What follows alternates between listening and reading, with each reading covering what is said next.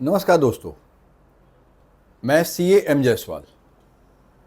आज मैं अपने इस वीडियो में चर्चा करूंगा अमेरिका और चाइना के बीच जो ट्रेड वॉर चल रहा है, रेसिप्रोकल टैरिफ को लेकर, उस पर। आप कह सकते हैं कि भाई ये ट्रेड वॉर तो चल रहा है अमेरिका और चाइना के बीच, भला इसका इंडिया पे क्या इम्पैक्ट होगा? तो होगा। उदारीकरण के बाद ग्लोबलाइजेशन के इस दौर पे विश्व के किसी भी कोने में कोई भी हलचल हो, उसका इम्पैक्ट विश्व के हर एक देश पर पड़ता है, इंडिया पर भी। तो पहले मैं चर्चा करूं रेसिप्रोकल टैरिफ के विषय में। इसका बैकग्राउंड बतलाऊं जरा। वास्तव में हुआ क्या, जो अमेरिका का चुनाव हुआ, जो बाइडेन साहब रिप्रेजेंट करते थे डेमोक्रेट पार्टी को, उनके दौर में वहाँ महंगाई बढ़ गई थी और बेकारी भी। तो डोनाल्ड ट्रंप साहब ने चुनाव में वादा किया कि वह महंगाई दूर करेंगे, बेकारी दूर करेंगे। याद करिएगा, इंडिया में भी कुछ ऐसा ही हुआ था। मनमोहन सिंह की सरकार थी, महंगाई थी, लोग परेशान थे, करप्शन भी था। तो अपने मोदी साहब ने वादा किया कि वो करप्शन दूर करेंगे, महंगाई को काबू करेंगे। ऐसी वादे के बल पे वो यहाँ सरकार में आए। ऐसा ही कुछ अमेरिका में हुआ। डोनाल्ड ट्रंप साहब ये सरकार में आ गए, रिपब्लिकन पार्टी को रिप्रेजेंट करते हैं। अब इन्होंने जो वादा किया था उसे तो पूरा करना था। तो इनकी जो सलाहकार समिति है, करीब 4-5 लोग हैं, एलन मस्क भी हैं उसमें। तो इन लोगों ने विचार किया कि अगर बेकारी दूर करनी है तो इनको अपना मैन्युफैक्चरिंग सेक्टर जो है उसको बूस्ट देना होगा। आपको बतला दें, अमेरिका में मैन्युफैक्चरिंग न के बराबर होता है। तो होता क्या है यहाँ पे? यहाँ पे आपका स्पेस रिसर्च सेंटर है, आईटी सेक्टर है, एआई है, अभी ग्रोक भी आया है, टेस्ला कार, इस तरह की चीज़ें। पर इसमें जो छोटे छोटे उपकरण लगते हैं, माइक्रोचिप्स, नैनोचिप्स, ये सब का प्रोडक्शन यहाँ नहीं होता है। इसका प्रोडक्शन होता है चाइना में। या और भी जो उपकरण लगते हैं वो सारे उनका मैन्युफैक्चर होता है चाइना में। और एक वाइटल चीज़, रेयर अर्थ। रेयर अर्थ होता क्या है? वास्तव में आप इसे एक केमिकल कंपाउंड भी समझ सकते हैं। रेयर, जो कि बामुश्किल प्राप्त होता है, प्राकृतिक संपदा। तो ऐसे 4-5 रेयर अर्थ हैं, चाइना में उसका प्रोडक्शन होता है, अमेरिका में ये उपलब्ध नहीं है। तो अमेरिका ये नैनो चिप्स और रेयर अर्थ और बहुत सी छोटी छोटी उपकरण वो चाइना से इंपोर्ट करता है, ये उसकी आवश्यकता है। तो ये ट्रंप साहब, इन्होंने निर्णय लिया कि हम अपने देश का मैन्युफैक्चरिंग सेक्टर बूस्ट करेंगे, चाइना से जो इंपोर्ट हो रहा है उसको कम करेंगे। परंतु इन्होंने ये तो सोचा नहीं, क्या अमेरिका में मैन्युफैक्चर पॉसिबल है? जरा इसे हम समझ लें। लेबर कॉस्ट अमेरिका में तकरीबन 44 से $45 पर आवर है, और वहीं ये लेबर कॉस्ट चाइना में तकरीबन $2.25-3 पर आवर, यानी कि तकरीबन 15 गुने का अंतर, 14 से 15 गुने का अंतर। अमेरिका में लेबर कॉस्ट करीब 15 गुना ज़्यादा पड़ता है। जाहिर है, अगर प्रोडक्शन अमेरिका में होगा तो लेबर कॉस्ट बहुत ज़्यादा होगा, तो प्रोडक्ट्स का दाम भी ज़्यादा होगा। और एक फैक्टर, एनवायरनमेंट का। अगर अमेरिका में प्रोडक्शन होगा तो पॉल्यूशन होगा। जब इंडस्ट्री रहेगी तो पॉल्यूशन होगा ही। जो कार्बन एमिशन वगैरह होता है, उससे अमेरिका को प्रॉब्लम होता, वहाँ का एनवायरनमेंट खराब होता। इसका एक कॉस्ट भी देना पड़ता है वैश्विक स्तर पे। तो इन दोनों समस्याओं से बचने के लिए वह ज़्यादातर ये सारे उपकरण मैन्युफैक्चरिंग के चाइना से ही इंपोर्ट करता है। वर्चुअली देखा जाए चाइना एक मैन्युफैक्चरिंग हब है। पूरे विश्व का मैन्युफैक्चर का अधिकतर भाग चाइना से आता है, इंडिया में भी आता है। तो अगर इस पॉलिसी को रिवर्स करते हैं ट्रम्प साहब, तो वापस बैक टू स्क्वायर वन,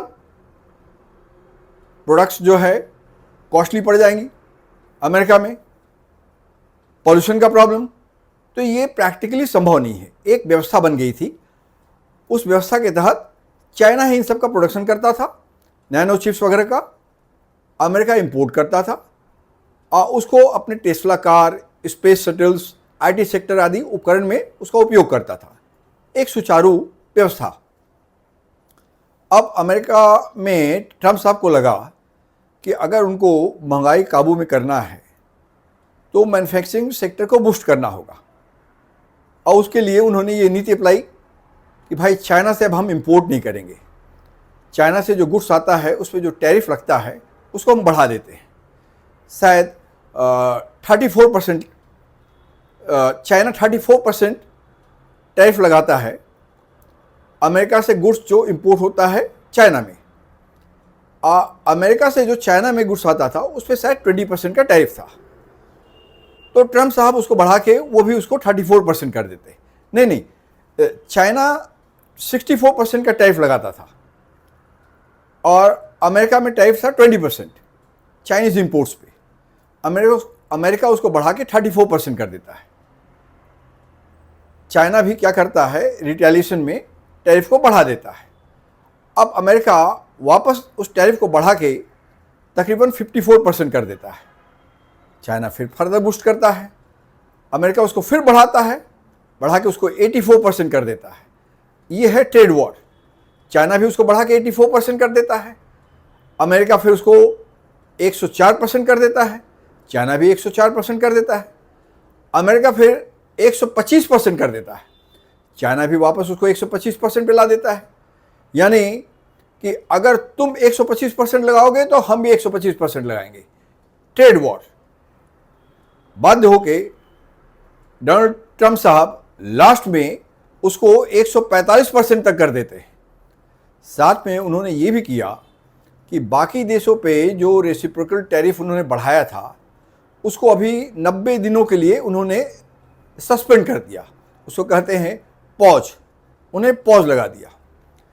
तो चाइना पे प्रेशर बिल्डअप करने के लिए दो तरफा मार रहेगा। एक तरफ टैरिफ ज़्यादा रहेगा और सेकेंडली बाकी देशों को अगर रियायत दी जाएगी तो उनसे इनका व्यापार चलता रहेगा।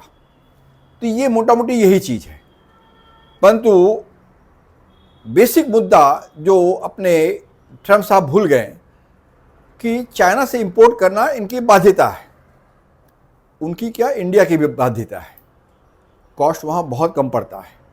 और विगत 10-15 सालों में चाइना ने अपने आप को मैन्युफैक्चरिंग हब की तरह डेवलप कर लिया। तो ये है पूरी कहानी। अब अगर ये व्यवस्था अगर डिस्टर्ब होगा तो हुआ क्या, शेयर मार्केट में ऊपर नीचे, मार्केट क्रैश कर गया अमेरिका में और वर्ल्ड के दूसरे कंट्रीज़ में भी, इंडिया में भी। इंडिया में शेयर मार्केट जो क्रैश किया है उसके और भी कारण हैं, क्योंकि यहाँ तो क्रैश सितंबर महीना से चल रहा था। इस पर हम बाद में चर्चा करेंगे। परंतु ये है कि शेयर मार्केट सब जगह वर्ल्ड ओवर डाउन हो गया, क्रैश कर गया और आपस में ट्रेड वॉर छिड़ गया। अब आप कल्पना करिए, अगर हर कंट्री हर चीज़ का उत्पादन अपने यहाँ ही करने लगे तो स्थिति क्या होगी। इसको हम एग्जाम्पल से समझाएं, साधारण से दैनिक एग्जाम्पल से। आपको घर में दूध लगती है, आप तय करते भाई दूध अब हम जो खटाल है वहाँ से नहीं लेंगे, मिल्क डेयरी फार्म से नहीं लेंगे, या जो एक पैकेट वगैरह का आता है वहाँ से हम नहीं खरीदेंगे। हम खुद ही अपना दूध जो है उसका प्रोडक्शन करेंगे, गाय पालेंगे, भैंस पालेंगे अपने घर में ही। अब एक बात बतलाइए, ये दूध आपको, अगर आप अपने यहाँ दूध का उत्पादन करने लगे, आपको महंगा पड़ेगा कि नहीं। इसी तरह से आटा हुआ, चावल हुआ, आप बाहर से नहीं खरीद के अगर आप कहते हैं हम गेहूँ लाएंगे या आप ये भी सोच सकते हैं हम अपना खेत लेंगे, अपने खेत में फसल उगाएंगे, गेहूं का उत्पादन करेंगे और उसको घर पे ले आएंगे, घर पे उसको पीसेंगे, पीस के अपना आटा बनाएंगे। कितना कॉस्ट पड़ेगा? अगर सब काम आप स्वयं करने लगें तो आप उसमें सक्षम नहीं है, ढंग से कर भी नहीं पाएंगे, संभव ही नहीं है, प्रैक्टिकली पॉसिबल ही नहीं है। तो ऐसा ही कुछ ये अपने ट्रम्प साहब के साथ हुआ कि ये अब मैन्युफैक्चरिंग भी अपने यहीं करेंगे। एक व्यवस्था बनी हुई थी कि भाई मैन्युफैक्चरिंग का काम चाइना कर रहा था, या जो इंपोर्ट से बाहर से कर रहे थे, जो इनकी आवश्यकताएं थी। अब जैसे फार्मा जो है इंडिया में बहुत सस्ता पड़ता है, मेडिसिन वगैरह, ये इंपोर्ट करने के लिए अमेरिका बाध्य है। अगर फार्मा प्रोडक्ट्स पे टैरिफ ये बढ़ा देते हैं तो होगा क्या? जो कॉस्ट है मेडिसिन वगैरह का वो अमेरिका में ज़्यादा पड़ेगा, आवश्यकता है वो तो लेनी ही पड़ेगी। तो दो तरफा मार अमेरिका पे। जो वस्तुएं, जो जरूरी एसेंशियल वस्तुएं हैं, उनका कॉस्ट बढ़ जा रहा है। सेकेंडली, ये मैन्युफैक्चरिंग में सकेंगे है नहीं, क्योंकि मैन्युफैक्चरिंग करने की आदत इनकी है ही नहीं, इनकी आदत में शुमार ही नहीं है। हमको कहना नहीं चाहिए, विगत कई सालों में अमेरिका ने अपने लाइफस्टाइल को कुछ ऐसा बना लिया कि लोग अब काम करना पसंद ही नहीं करते हैं। उन्हें तो सिर्फ केवल सोफिस्टिकेटेड काम चाहिए, white collar job, IT sector का हो, स्पेस का हो, मैंने पहले ही कहा था। तो मैन्युफैक्चरिंग इनकी बूते की बात ही नहीं है। और एक बात चीज़ बतला दें, अभी हाल ही में जो इमिग्रेशन का प्रॉब्लम हुआ था, अमेरिका ने अपने यहाँ से इलीगल इमिग्रेंट्स को जो डिपोर्ट किया था, अब उससे प्रॉब्लम क्या हुआ हम बतला दें। अब ये जो लोग गए थे वहाँ पे, कोई घूमने तो गए नहीं थे। अब सब लोग तो वहाँ जाके अंबानी या अडानी या मित्तल या स्वराज पाल तो बन नहीं जाएंगे, तो आम काम ही करेंगे। कोई टैक्सी चलाएगा, कोई ऑफिस में काम करेगा, और भी नाना प्रकार के काम है। ये सब जो छोटे स्तर का काम ये अमेरिकन नहीं करते हैं। तो ये काम कौन करता? जो इंडिया से या बाकी कंट्री से जो लोग यहाँ से गए थे वही इसको कर सकते थे। एक व्यवस्था थी। अब ये ट्रम्प साहब ने आके फरमान जारी कर दिया कि ये सब इलीगल इमिग्रेंट्स हैं, इनको हम बाहर निकाल देंगे। जैसे इंडिया में ही देख लीजिए, अपने राज ठाकरे साहब, पहले उनके पिताजी बाला साहब, उनका भी यही कहना था। अभी राज ठाकरे साहब कहते हैं हमारे यहाँ बिहारी नहीं आएंगे, केवल क्या कहते हैं उसको, मराठा मानुस। ऐसे चलता है क्या? या फिर अभी इंडिया में जो चल रहा है, मुसलमानों को बाहर करना है, हम सब काम खुद ही करेंगे। अरे भैया, जो काम वो लोग करते हैं आप नहीं कर पाइएगा। टायर पंक्चर हो या प्लम्बिंग का हो, और भी बहुत से काम, जरी का काम, ये उनके समुदाय के लोग ही करते हैं। अब करने दीजिए ना, खट के कमा रहे हैं, आपको सहयोग भी दे रहे हैं, तो विषयांतर पे नहीं जा रहे हैं। अमेरिका में भी कुछ ऐसा ही हुआ। अपने यहाँ ही हम सब प्रोडक्शन करेंगे, मैन्युफैक्चरिंग करेंगे, संभव नहीं है। तो अब होगा क्या आपको बतला दे। अंतोगत्वा इनको बैकफुट पे आना पड़ेगा। पहले 90 डेज का जो इन्होंने पॉज दिया है बाकी देशों को, चाइना के साथ भी इनको संधि करनी ही पड़ेगी। लास्ट में समय लगेगा, पर ये समझ जाएंगे कि चाइना को ही प्रोडक्शन करने दो, हमारा जो फील्ड है, एक्सपर्टीज है, हमको उसी में फोकस करना है। और एक बात बतलाएं, संघी राजा तो जगह जगह होते ही हैं। अब ट्रम्प साहब ये भी संघी हैं। अगर ये ठान लिए कि हम आए हैं नया, कुछ हमको नया करना है, अब नया वो सही है कि गलत, इस पर विचार नहीं करके, पता नहीं उनके सलाहकार समिति के लोग भी कैसे हैं, ऐसे ही लोग होंगे। बस आनन फानन में उन्होंने डिसीजन ले लिया है कि हमारे यहाँ जो लोग रहते हैं उनको डिपोर्ट्स करो, यहाँ पे ओनली अमेरिकन्स, और मैन्युफैक्चरिंग अमेरिका में होगा। अब इन्होंने नारा दिया है ओनली अमेरिका का। इसी तरह से अगर बाकी देश भी कहने लगे ओनली चाइना, ओनली इंडिया, अभी इंडिया में भी हो रहा है ना, ओनली हिंदू, होगा क्या? हम संकुचित हो जाएंगे, वापस ये उदारीकरण को छोड़कर पुरानी व्यवस्था में आ जाएंगे, वो जो संरक्षण की व्यवस्था थी। अब इससे हम लोग इतना आगे बढ़ चुके हैं कि बेसिकली एक दूसरे की मदद लेनी ही पड़ेगी अगर सर्वाइवल करना है तो। और एक बात सुनिए, अमेरिका का ढोंग देखिए, ये कहते हैं ओनली अमेरिका। अगर ओनली अमेरिका है तो वर्ल्ड में कहीं भी वॉर होता है, यूक्रेन के वॉर में आप क्यों कूद पड़े? या हमास जो गाजा पट्टी, आप क्यों सपना देख रहे हैं कि उस पर हम कब्जा करके वहां पे हम वो आइलैंड वगैरह बनाएंगे? आप कर रहे हैं ना इंटरफेयर, आप करें तो सही और दूसरे करें तो गलत। या आप स्पेस में जा रहे हैं, मंगल में जा रहे हैं, चंद्रमा में जा रहे हैं, क्यों जा रहे भाई? आप अमेरिका तक ही संकुचित रहिए ना, ओनली अमेरिका की बात कर रहे हैं। ऐसे होता है क्या? ऐसे नहीं होता है।